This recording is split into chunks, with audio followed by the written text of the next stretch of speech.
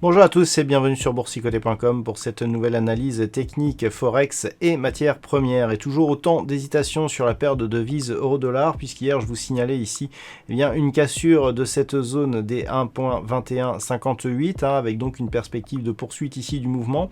Alors finalement on s'est arrêté là et on voit même que cette cassure ici des 1.2158 elle s'était déjà effectuée de la même manière avec ici une tentative et puis au final des cours qui tentent un débordement par exemple sur cette phase là et même sur celle-ci. Et puis au final qui repasse en dessous. Donc on pourra donner comme statut à cette zone horizontale une épaisseur un peu plus floue, puisqu'on a du mal vraiment à la franchir d'une manière nette. Donc clairement, on est d'un point de vue court terme toujours ici dans une dynamique haussière puisque les cours malgré ce retour ici restent au-dessus de la moyenne mobile 20 exponentielle, mais on attend une validation ici de la cassure éventuelle de cette zone des 1.2158. Si tel était le cas, le prochain objectif sur cette paire de devises se situe ici sur cette prochaine zone horizontale à 1.2230. Et puis sur la paire de devises livre sterling contre dollar américain, on savait ici que la zone des 1.4085 était une zone de résistance. On l'a atteint hier et puis on s'est bien stabilisé ici sous cette zone. Et puis cet après-midi, il y a eu une cassure donc de ce niveau avec donc inscription d'un nouveau plus haut significatif de tendance court terme.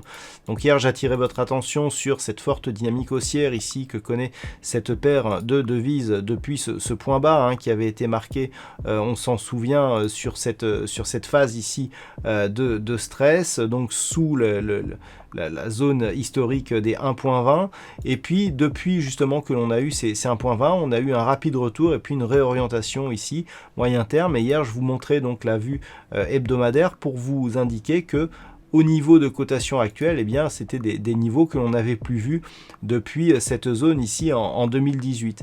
On est en train d'attaquer cette zone puisque hier je vous indiquais qu'en cas de rupture ici des 1.4085, on s'attaquerait donc à cette zone de résistance ici entre ce niveau et la zone ici des 1.4340. On avait eu donc en 2018 un double top ici qui avait propulsé donc les cours de cette paire de devises sur des niveaux inférieurs au 1.30 et donc on revient sous ceci. Donc c'est vraiment, vu que la rupture ici d'un 1.4085 est en train d'être confirmée à la hausse, on surveillera donc les cours entre ce niveau et cette fameuse zone des 1.4340, car sur rupture ici de ce niveau, les signaux moyen et long terme seraient très importants à surveiller sur cette paire de devises livre sterling contre dollar américain. Donc pour le moment, on attend une validation de cette cassure et si cette cassure est validée, objectif prochaine zone de résistance à 1.4340.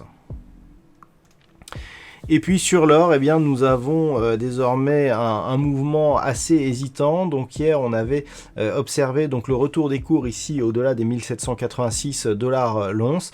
On se demandait un petit peu où ça allait aller et on est juste venu tester ici un petit peu à distance la zone des 1817 $ l'once avant de revenir se poser ici sur la moyenne mobile 20 exponentielle.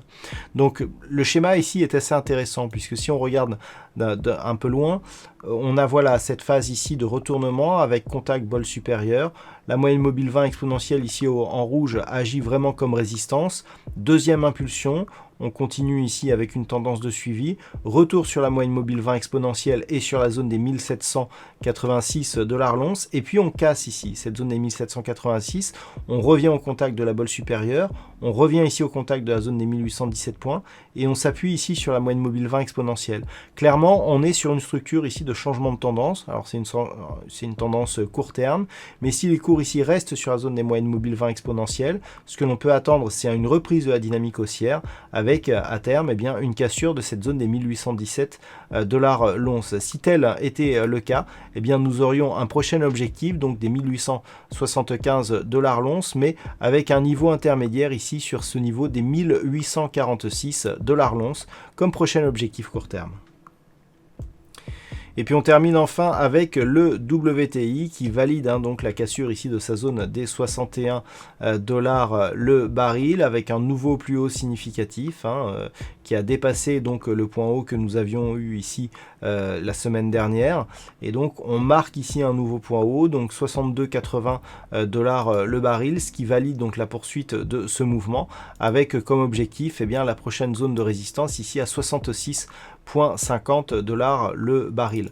Donc lorsque l'on regarde d'un peu plus près, on avait eu ici un quasi signal de retournement, puisqu'on était venu ici sur la bande de Bollinger inférieure et que la moyenne mobile 20 exponentielle ici agissait comme zone de résistance. Mais sur cette nouvelle dynamique ici, on a totalement invalidé ce scénario. Hier, j'attirais votre attention sur le retour des cours ici sous les 61 $ le baril. On s'est de nouveau affranchi de cette zone. On marque un nouveau plus haut significatif et surtout, on vient ici s'appuyer donc sur cette zone des 61 $ le baril et sur la moyenne mobile 20 exponentielle. Donc clairement, on reprend un biais haussier sur le WTI et en tout cas, on pourra donc confirmer cette tendance tant que les cours resteront ici au-dessus de ce support horizontal avec donc comme objectif la zone des 66,50 $ le baril. Voilà donc ce que l'on peut dire sur cette analyse technique Forex et matières premières. Je vous souhaite une bonne soirée et on se retrouve dès demain pour d'autres analyses techniques, toujours sur le site boursicoté.com.